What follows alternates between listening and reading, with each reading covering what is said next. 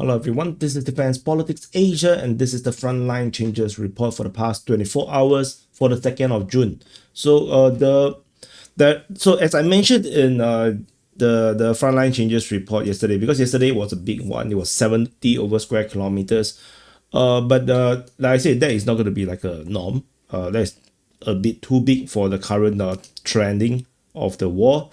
The frontline changes now. We're go back to normal, but the look of it is going to be around 20 square kilometers. Whoops, wrong one. Yeah, it's going to look like it's going to be like 20 square kilometers. So anyway, we're going to jump straight to the Sumy front. The Sumy region, the Sumy offensive continue to unravel with the no wrong. The defense of Sumy is going to continue to unravel because the Russian forces continue to make grounds. New geolocations. We have two pieces. This two piece is new. This two frontline change is new. I'm gonna turn off this because it's covering it all. So we're gonna take one by one.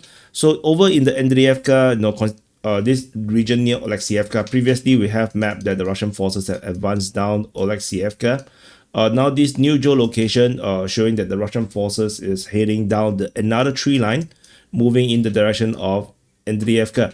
And this leads to another big piece of frontline change in this sector. So this distance is around 4 kilometers deep. So this is a very big one as well. There's a good chance that the front line actually is linked with the Russian forces actually attacking from Oleksievka's side. There's a possibility, which also puts into question the situation at Kindrashivka right now, because this is very out of place, and I got a feeling that the Ukrainians is not going to defend these places. This place. Same situation with Novomykolaivka. That is it's almost impossible to resupply these kind of places without risking a lot of your soldiers' lives. So that's the main thing right now over this region here. The other frontline change is just next door, over in the north of Yunakivka and Yablunevka region. So this Yunakivka, this Yablunevka, Russian forces have advanced down on the western flank of Loknia, which is over here. The Russian forces are basically consolidating this position around here. If I pull down a bit, you probably see how big the extent is. The main reason is because east of Bilovody, we have left this area under Ukrainian control previously, because we tried to be a bit more conservative, but the Ukrainians clearly are unable to hold any impossible salients, because these are all pretty impossible. Yeah, I mean you are the soldier trying to you are here defending, and your commander tell you, don't worry, we will come for you, we will rotate you in 3 days time. Yeah, then you never see the commander ever again. So that's the main gist of the thing.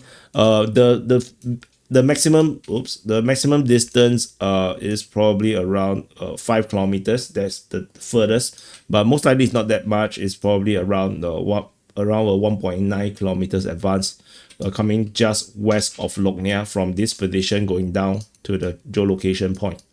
Yeah, so this area probably the Ukrainians just gave up. Now there's a high chance the Ukrainians just know they're not going to stay there. Humans are not stupid. The commanders are. So that's the frontline change in the Sumy region. The next frontline change, we jump to Rikurup over at the Leman front. So yesterday we have this big one advancing to Kapivka. The Ukrainian mapping updated their maps, but a lot of the mapping is already covered. Like the past 24 hours, a lot of their mapping that they have updated is already all covered within our frontline changes through geolocations. So they are still lagging behind a bit compared to the geolocation that is already active, actively shown in the pro Russian sphere. But there's this one. This is just a disclaim from the Ukrainian mapping, because the Russian mapping has already gone further, but the Ukrainian mapping just updated to show that the Russian forces have taken the rest of this, almost the entirety of the rest of this row of houses. They, of course, as usual, deliberately left a little bit to make sure that it's never a full capture, like you can see. Yeah, these few houses here, this is Ukrainian control. Yeah, so all gray zone, whatever they want to call it. So they just map it like this, very, very honest. So that's the main thing here. and they, of course, they still have not acknowledged this farming or bun or whatever. Yeah, this place where I think they keep all the grains. So this is still allegedly still under gray zone or under Ukrainian control. So this is a small change. The next frontline change is over in the Bakhmut front. So over here, this is Bakhmut city, and over at Stupochky, another geolocation signals another big advance by the Russian forces. This time around, the Russians have entered into Stupochky. So how much should I zoom? Okay, so let's zoom further then. Russian forces basically arrive inside of Stupochky on the northeast, and which means the Russian forces has taken almost entirety of all the roads and all the forests, or the wild places, wild places around here, and this leads to a big frontline change here. This distance advance is around 1.5 to 1.8 kilometers, but to the nearest point is nearly 700 meters, or around 650 meters. So probably coming from the nearest point. So this is the advance of the Russians in this sector. And if you zoom out, you can see that the Russians are closing in. And this is part of my hypothesized plan of the Russians planning to create this kind of encirclement around Konstantinivka.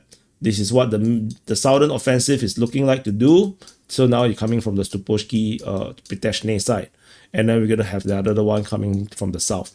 So it's basically just an envelopment of Konstantinivka to eventually force the Ukrainians out. I don't think the Russians will push in unless they have a big encirclement or all done. So it's still a bit of ways to go. Maybe the fastest I can see this happening is still three months. That is still a bit of time.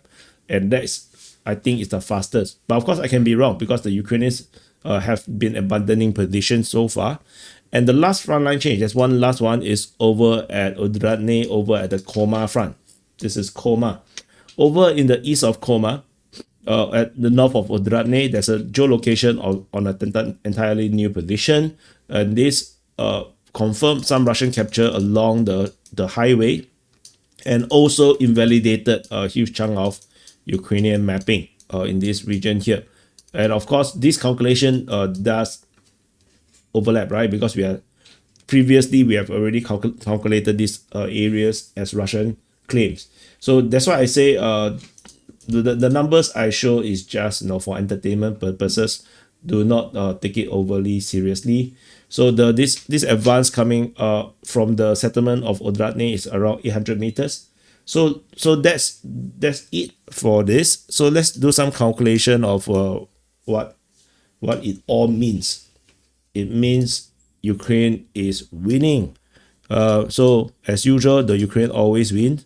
Oh no, what happened to my calculator? Give me a second. Oh no, it's all hang. Okay, shit. Okay. Yeah, okay. It's actually because my arrow thingy jammed. Okay, so let's count. Oh, I just checking whether it's recording. So that's how I was pausing. I was looking. Is the timer running? Okay, 16.18 plus 0.1 plus 1.71 plus 2.39.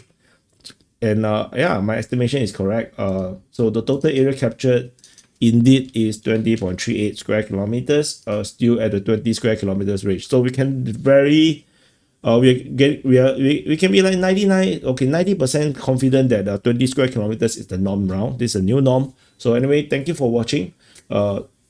Happy birthday to you. Press the like button. Subscribe if you're not subscribed. If you watch at this point, clearly you should subscribe, because the YouTube algorithm will never show you me again if you're not subscribed, unless you have been watching a lot of Ukraine war stuff. So that's it, and I'll see you guys in the next update.